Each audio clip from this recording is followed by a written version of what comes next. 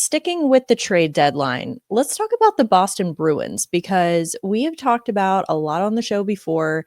In the East, it's really, anyone's guess who's going to make the playoffs in those final two wildcard spots.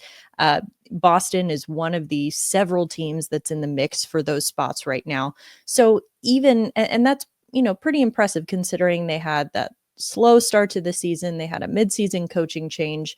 They seem to, like I said, kind of right the ship a little bit, get back into the mix, into the conversation.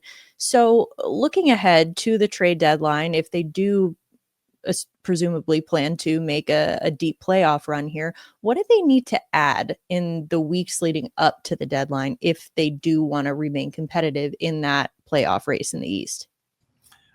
Surprisingly, I mean, they've been surprisingly bad defensively this year, but I keep looking at them and saying, this is the Bruins. Eventually they'll get it together. But maybe not. I mean, I think that's one of the reasons why all of a sudden the chatter out there is that they may be sellers. But if we go on the supposition that they're going to be buyers, I would say it'd have to be offense because they've only scored 157 goals, and I think if they're going to make a run for the playoffs, they're going to have to improve their offense. The Elias Lindholm signing has not been a success. If they could get a center who could play in the top six, that would probably be the best case scenario, but that's easier said than done. Maybe they would be in on Brock Nelson if Brock Nelson is traded by the Islanders. There are other potential centers out there, but they're mostly, like Nelson, rental options. Maybe they would be in on Braden Shen. We heard Braden Shen's name. But I think it would be offense.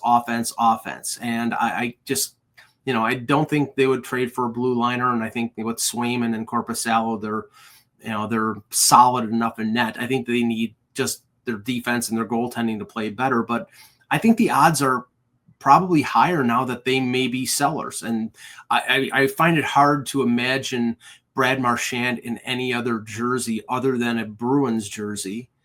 Sort of like going back to Ray Bourque. I couldn't imagine him in any other jersey, and then he ends up with the Avalanche. But there's chatter out there. He's laughed about it. Apparently at the Four Nations, he was asked the question and he giggled, but doesn't mean it's not possible. So, I mean, we'll see if they trade Marchand, and Trent Frederick is another name that's out there. He's a rental. So, I mean, we'll see what Don Sweeney does in the next few weeks.